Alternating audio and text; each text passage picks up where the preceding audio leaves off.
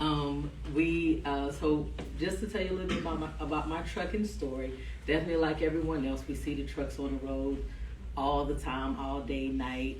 But never really had an interest in trucking at all. My one of my closest friends of like 20 something years, her and her husband owned a trucking company. I would probably help them do paperwork or payroll every now and then, but absolutely no interest in it at all.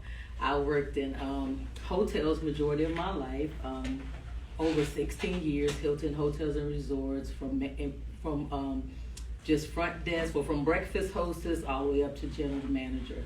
And that was kind of how I thought I would retire. That's what I thought my life would be, working in hotels.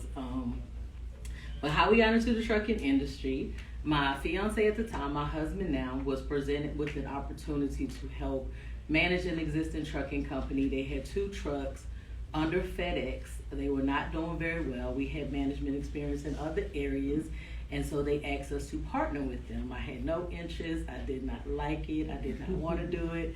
I still worked my hotel job full-time as a general manager, hired me a dispatcher, started to get involved in the trucking. One thing I will tell you, that the first 2 years was really bad. We failed miserably, and it was because lack of knowledge, lack of knowledge, lack of experience, and just really, and they didn't have a lot of resources that we have today, because that was like end of 2016, beginning 2017. So they didn't have like the courses, the classes, mentorship, all the things that we have now. We didn't have access to those things. So really was just taking advantage of a lot, paying 3 times the amount for different things. One of them being insurance. That's why I do love my marketing and insurance family. One of them being insurance, paying very high amount for insurance down payment and different things like that. So the first 2 years were very, very, very, very difficult. Barely made it. But I started to get a bit of a passion for it because I kind of gotten used to it.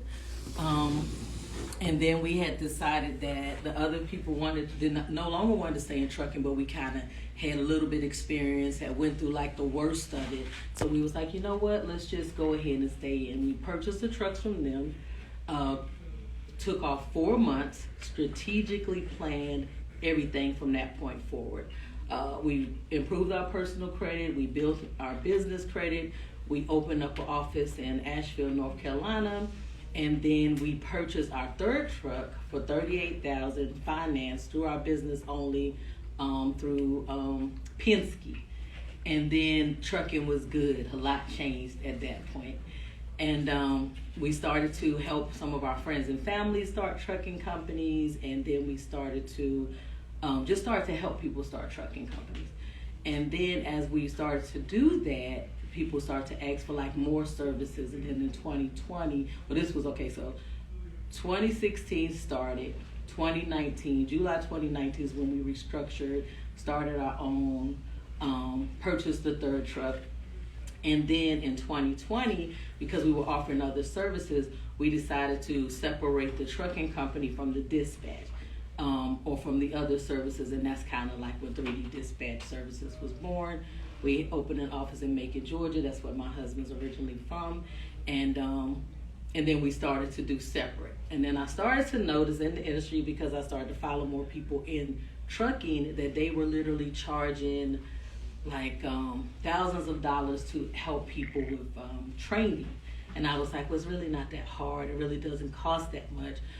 So I offered like an introductory dispatch course literally for $149. And this was like during COVID, when a lot of people laid off, weren't able to go to work. So I was like, well, why don't I do something to help, rather than them paying these thousands of dollars they have to save up for training. So that's what I did. I started to do the dispatch services and the training. I had actually gotten up to 7 dispatchers. We didn't have to have 3 officers. We had 3 officers for different reasons when I say this. So we still had the office in Asheville. We opened us an office over here in Riverdale, Georgia.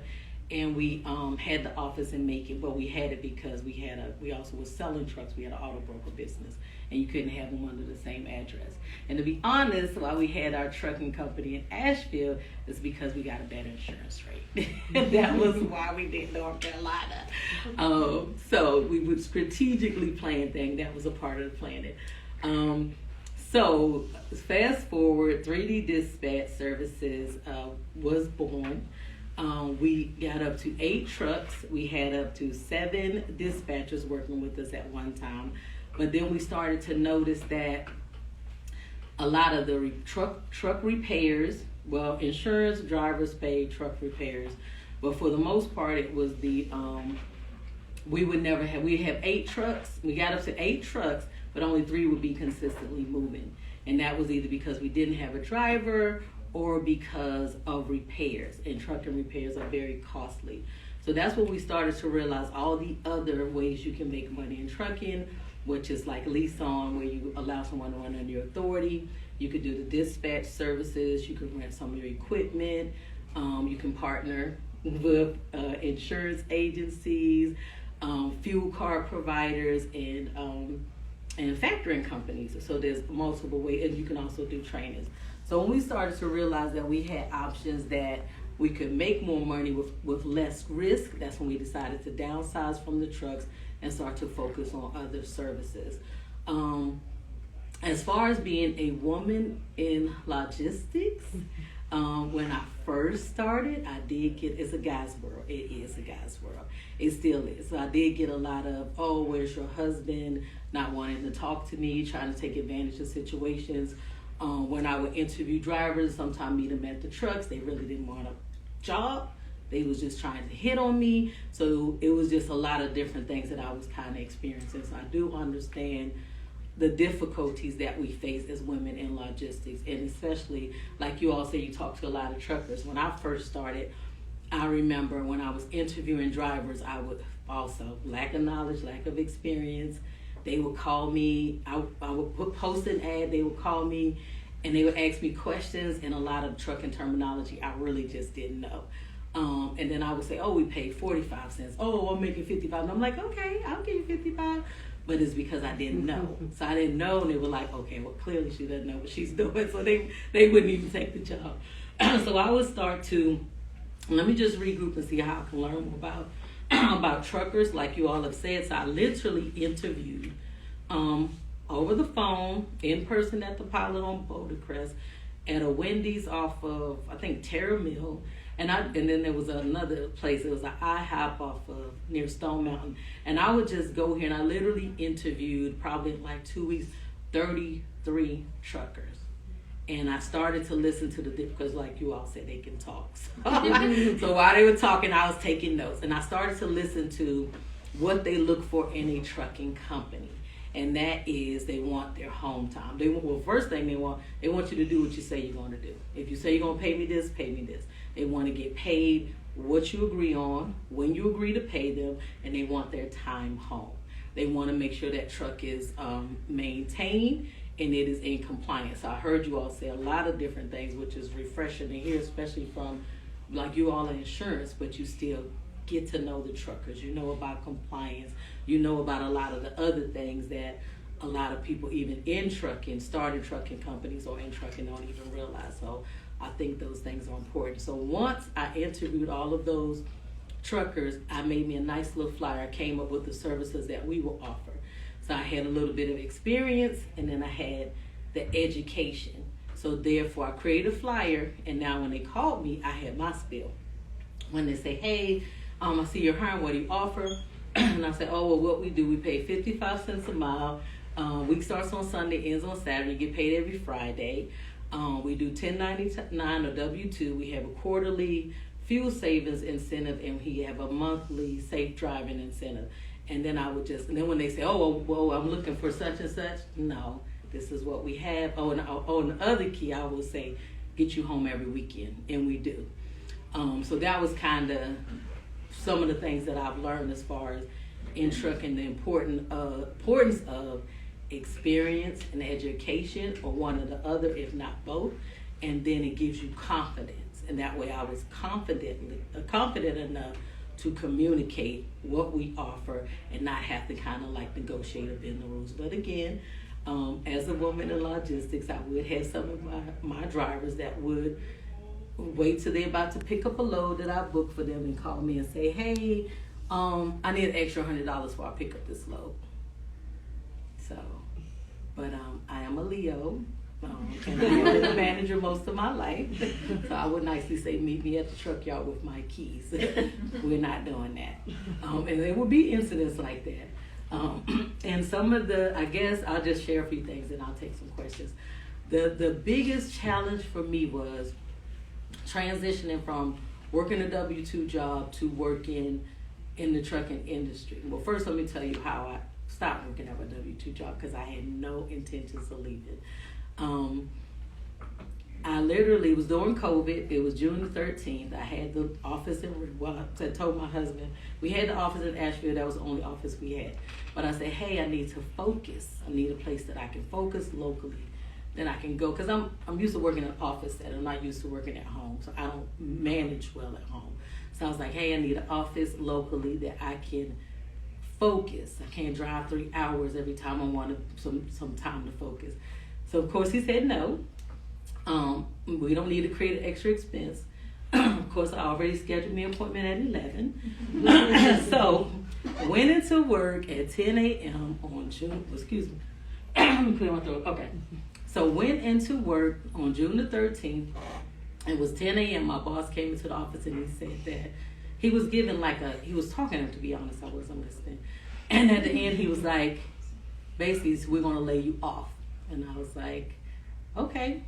And he was like, you okay? And I said, yeah, I'm okay. And I was like, wait, what did you say? And he was like, we're going to lay you off, like today's your last day. And I was like, today? And he was like, yes, today. And he was like, are you okay? And I thought for a minute. I was like, you know what? I'm okay. I'm okay. And then he was like, okay, just team members really like you. Don't cause a scene. I'll continue. We'll pay you to do this for you. We'll continue to let you get your discount, because that Hilton discount's really nice. So he was like, we'll continue to have you do your discount. Walked out of there at 10, walked in that office in Riverdale at 11, signed that lease, and literally my whole life changed. I never knew that I've always been a bit of a boss or a manager, but I never saw myself managing my own business.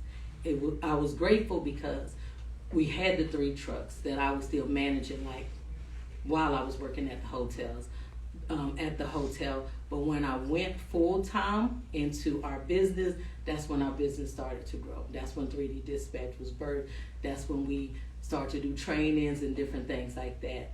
I will tell you that some of the biggest part of being in trucking for me when I started was, if someone didn't show up to clean a room, I could clean a room. If they needed a ride to the airport, I didn't have a shuttle driver, I could shuttle to the airport. If front desk didn't show up, I came from front desk. I could run that with my eyes closed. I can't drive a semi-truck.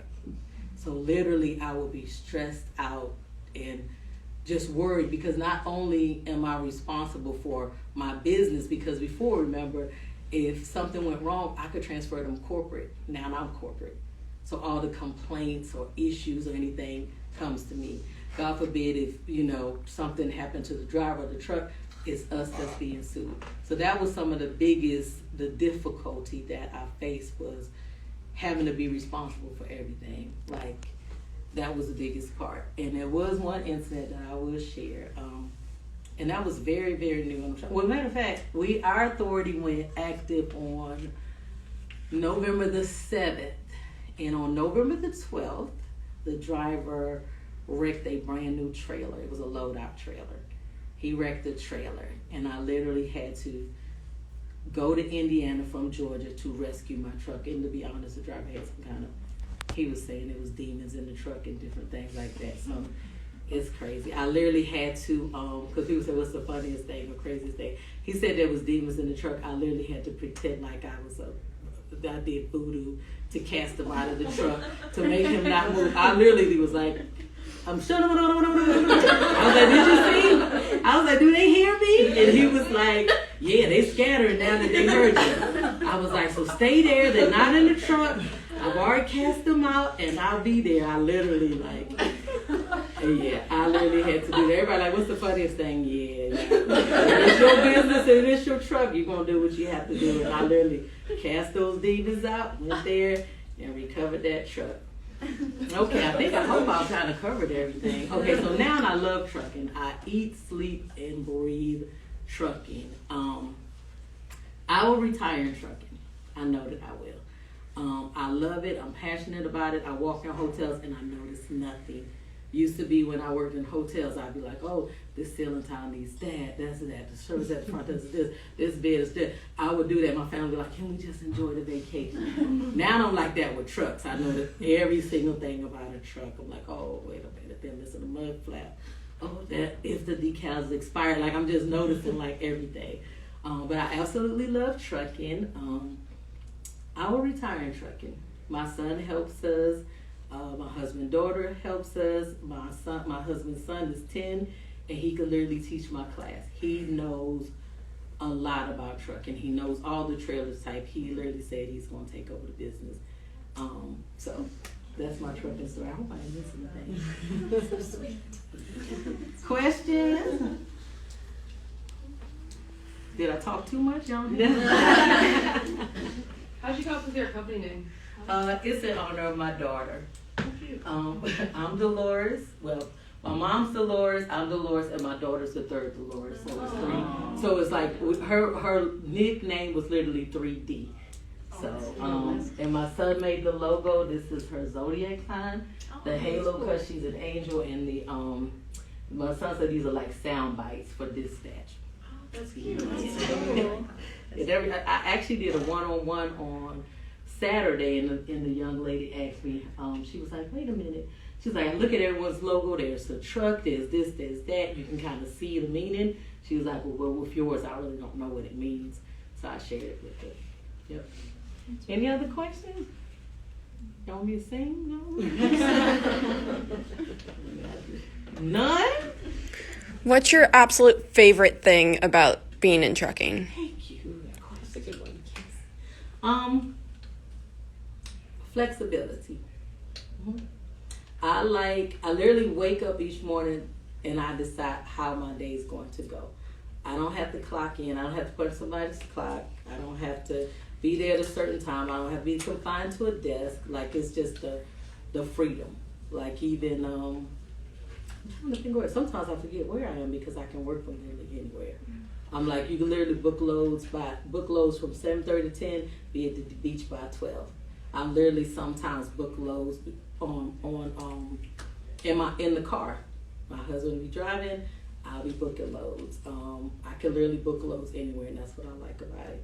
I just like the freedom, the flexibility, like, and my days are not long. Yep. And helping people. Yeah, I help a lot of people. I have a question. Yay! So you were saying how in this industry that you're very well versed now and you understand everything when it comes to trucking, but you don't know how to actually drive a truck. Do you ever see yourself maybe like learning or wanting to learn, or does your husband drive? No. Good question. Okay, so thank you so much. Very good question. Okay, so me, no. We sometimes we transport like small equipment, and I've driven the smaller equipment. I really have no interest in getting a CDL. Now, good question, because that's a great point. When we first started, we didn't have a CDL, so it puts it at the mercy of drivers.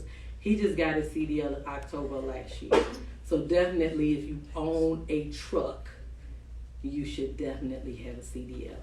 But even driving, like, this is the thing, like, when I hit the road, like I said, we try to take care of our drivers, so we get them home every weekend, we pay them consistently, and I thank God, because even when things were bad in trucking, I never missed a payroll. I was never late with payroll, and I look back like, how in the world did we make it? But I've always been sympathetic to drivers, but once we hit the road in October, having to get out of the truck, and then go in the gas station. Like, you can't drink water, because if you drink water, you're going to have to run to the restroom. So I was able to see what truckers go through. we are pescatarian. We only eat seafood, and it's just hard to find even healthy options at the truck stop. So it just made me feel more empathetic for truck drivers because I'm like, wow, you're literally driving 10 hours a day. You can't drink water because you're going to have to stop and use the restroom. There's not really healthy options of food if you're trying to eat healthy. And then it's just a lot. Like for me, no, I don't want to drive it. Yeah. And also, I'm trying to see if I could do it. I like pulled a muscle in my arm, even from driving from October to January. Like I can't lift this arm any higher. I literally cannot. Like I'm trying. It can't go higher because I pulled a muscle. Yeah, it wasn't even a big rig, so you definitely know. So you definitely know I don't need to try. But yeah, I pulled a muscle. I still can't. And I used to couldn't get to this house. I didn't get to see yeah. Anybody else in here interested in driving? 60 insurance. What are some of the challenges you've faced being not only a woman but like in diversity in the trucking industry, and how have you overcome them? The thing about it is when it comes to being a woman, just dealing with the men. But I will say once I had the education and experience, I had the confidence. So then they don't really, so to speak, play with me like they used to. But I was also, I don't think I mentioned this, was taken advantage of by a mechanic.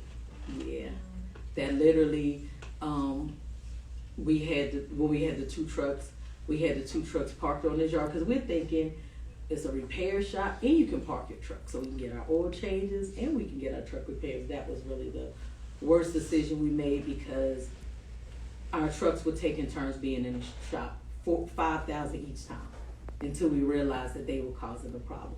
Mm-hmm. And then I think I came up with the $5,000 too fast, even though I really didn't have it. I still don't know how, because I don't look back at money that was spent. I'm like, dang, I didn't realize I had it. But yeah, I think we paid too fast, and then they were literally taking turns for like over a month. I was literally paying the rent on his monthly payment on his shop, and then when we moved the trucks from there, that's when it stopped. As far as I don't really experience too much when it comes to diversity, not in managing trucking company and everything. I've had a broker be very disrespectful and call me ugly names before he was mad about a load. But sometimes when I travel to different places, yeah. But other than that, I like it. I think we get treated pretty well, yeah, overall across the board. Yep. But that is important too. I know a lot of drivers. I've heard some drivers say some different things about certain states and certain cities and things like that. I have another question. So when it comes to like you said, brokers talking disrespectful. Mm-hmm. So like I'm in the insurance side of freight, and then my boyfriend's actually a freight broker. Oh, wow. So and he does work on weekends sometimes, and like sometimes I hear him like talk to these truckers. I'm like, you gotta be kinder. You're so mean. And he's like, well, they're mean to me. So my question is like, how do you kind of like grow a thick skin? Because I'm very sensitive. Like I'd be like, don't talk to me like that. I don't take it personal. Now I will say, I don't know what happened since we first started trucking. Brokers used to be very, very, very rude. I know that they must have really gotten huge complaints because it's a different world now. But I just don't take it personal. Mm-hmm. At first, really, I guess I come from hotels where I'm used to guests being upset, being disrespectful. So I don't really take it personal. Kind of always been that way. But I will tell you that as a CEO, sometimes my little ego comes out.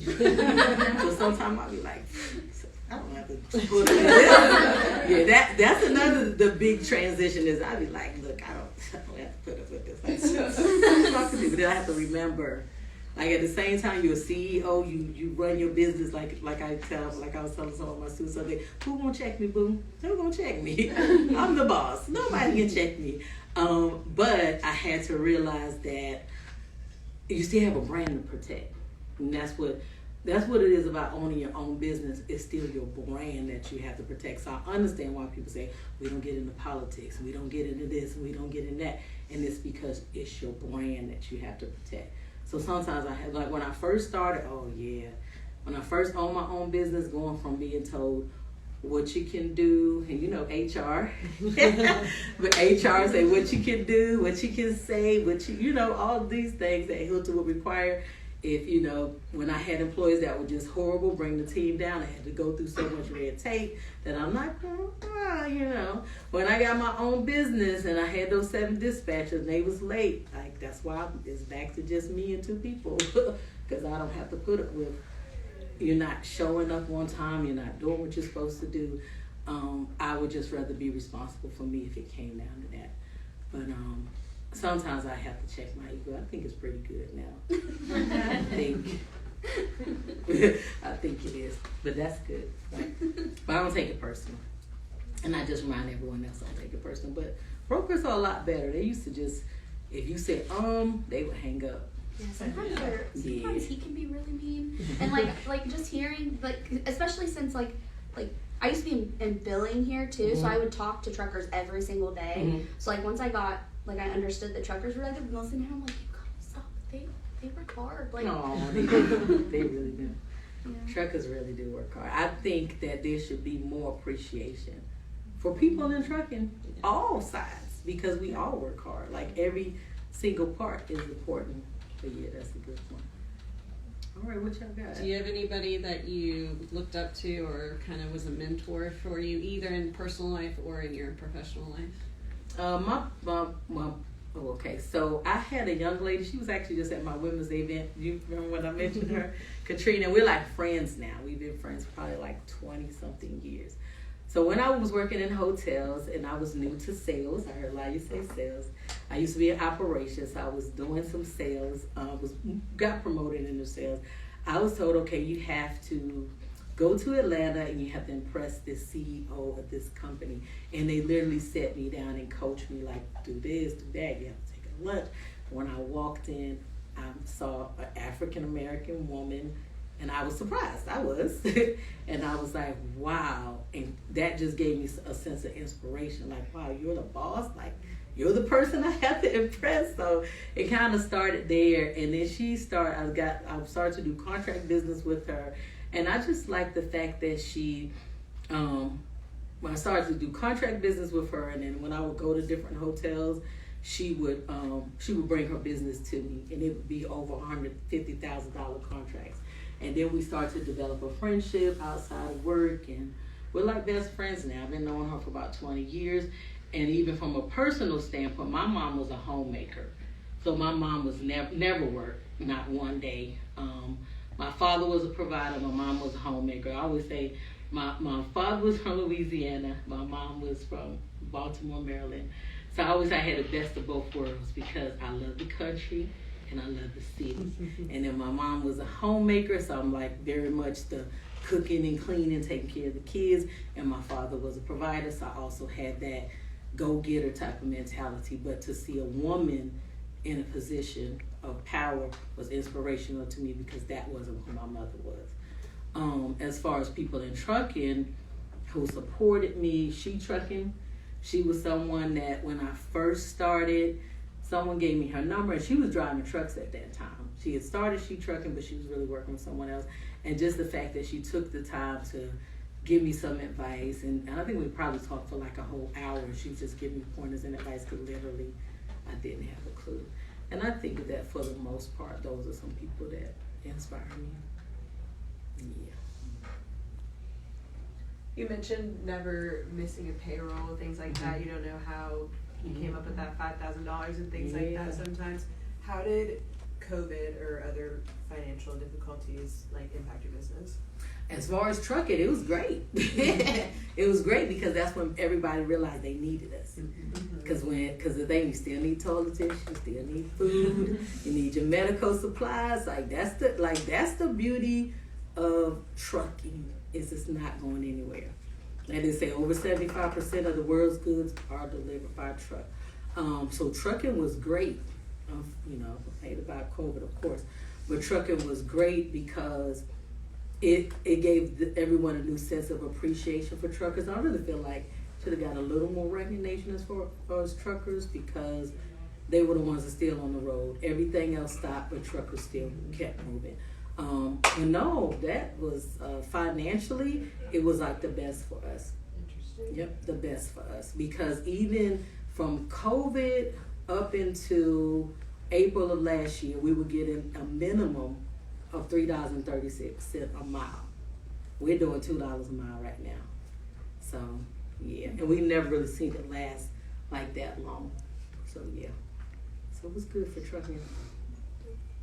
What advice do you have for truckers who kind of last year it kind of slowed down a little bit from the boom of COVID? Mm-hmm. What advice do you have to give those who are struggling, whether it's with their fuel because fuel costs are through the roof, or insurance and just the inflation of the economy currently? I think the best thing, I always tell everyone, the best thing is like when we went back and restructured, everyone that I teach from that standpoint.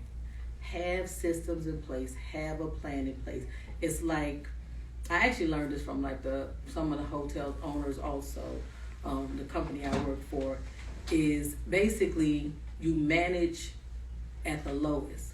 So you keep the same budget. When it's up, whether it's up or down, you keep the same budget. And that's what we did. I literally give myself a $250 a week allowance. That's all I can spend. That's hair, nails, toes. If I want to go out to eat with one of my friends, it comes out of that. If my son say, Mom, send me $100, it comes out of that. So I keep that consistent budget so I don't go above my means, and so that we prepare for the hard time. Because trucking, you can literally, I don't know, I'm sure you guys do know, you can make at least $8,000+ a week. I mean, things are low now, so you can make maybe 4 to 5, but you literally can make $8,000 a week in trucking, and you multiply that times the number of trucks, more money you can make. And with factoring companies, every time you drop a load, you get paid. So when I used to talk to truckers and I interviewed them, and they say, "Oh, I used to own a trucking company," and I say, "Hey," and I think one of you all mentioned this too, and I say, "Hey, why do you not have your company?" Man, that money was coming so fast. When I bought me a new car, I did this, I did that. Like, you literally see over $30,000 a month in your account quickly. So I always tell anyone that just manage like you don't have it. Like, yeah, my birthday comes, I might spend $10,000, or if it's a special day I made, but other than that, is my $250, and that's all I spend. If I need to get something that costs $500, then I have to save up for it. And just being strict like that is what I think helped us once we went through the hard times. And the other thing is, I purchased 21 black dresses from Walmart, $11.99 each.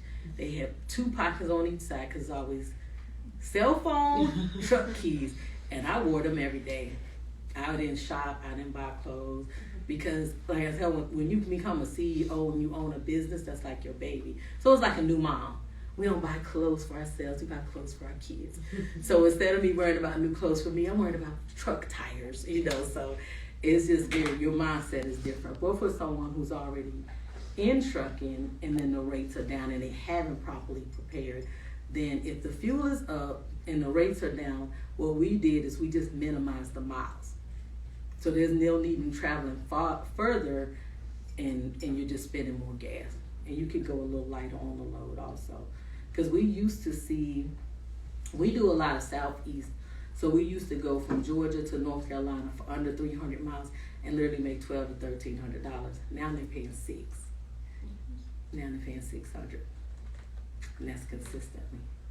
Yep. So we might just stay in Georgia more.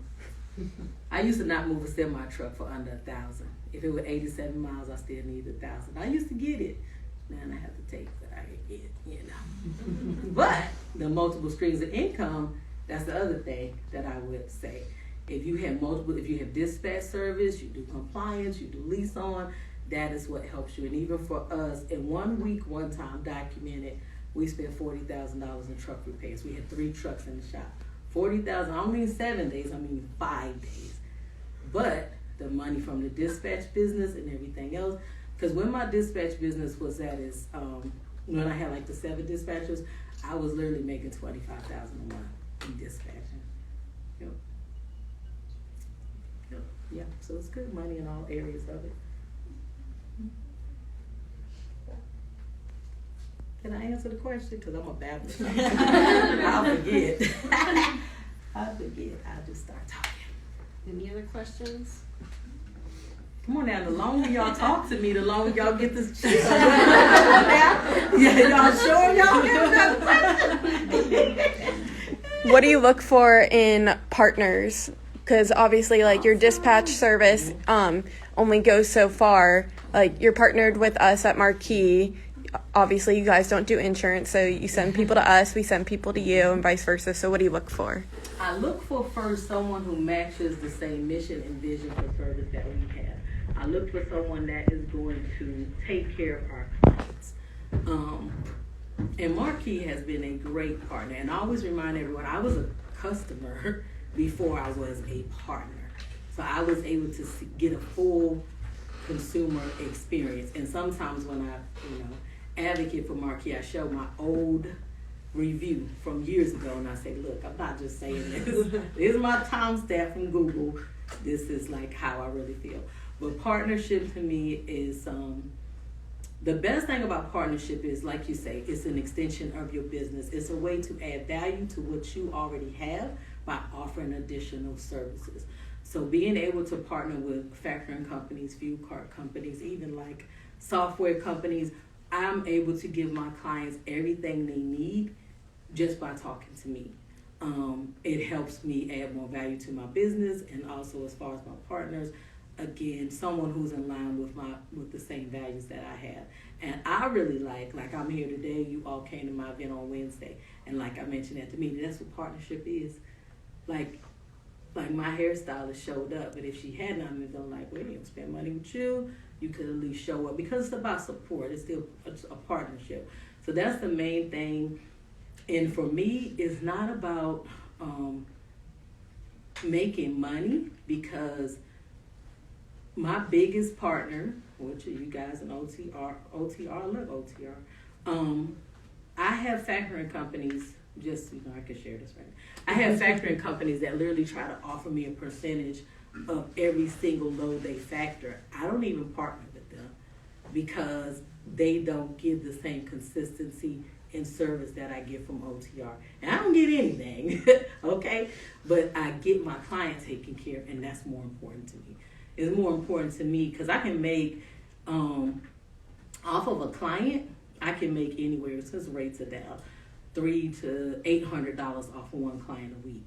So it's not important to me to make $34 off of a factoring incentive when I'm making more money with that client. But the main thing is I really care about the people. I was on the opposite side of that, where someone came to me with a list of things. Met me at the Applebee's, since everybody's from Georgia, or lives in Georgia. Met me at the Applebee's off of, what is that? Oh, by the airport off of Bobby Brown Parkway. Met me over there with a whole list of every service that I could have. Insurance, agent, dispatch. I'm thinking, oh, thank you so much. I don't have to look any further. It was great for him because I realized the hard way that everything was inflated because he was getting a kickback. That's why, to me, I don't want a kickback if it costs my client. Of course, I'm in the business to make money. My partners send me clients. That's how I make my money.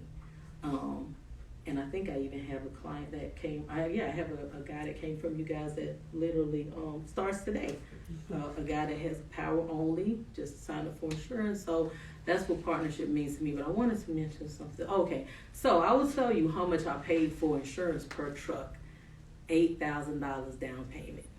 Again, that I didn't have per truck. So you think about, you have 2 trucks. You're just starting a trucking company. You're working at a hotel as a general manager, making about $5,000 or $6,000, I can't remember, $5,000 or $6,000 for the month, and now you have to pay that amount of money just to get your trucks on the road. Yeah, so that's why having the right partners make a difference. But that's why. I'm gonna be a better partner. If they want a partnership, I need to be a better partner. Yeah, so I will. I've been a little lazy. I've been a little traveling and enjoying myself a little too much. No such thing. You've earned it. Yeah. But I will. That's my goal too, to be a better partner. And that's why I'm here. So I'm glad to be here. All right, man, you want to have to go back to y'all day? I'm trying to help y'all. Like, I got time today. I just gave my clients to somebody else. So I'm good. I'm good. That's what we got. Thank you so much. We Oh, appreciate you're you taking this time to welcome. come in.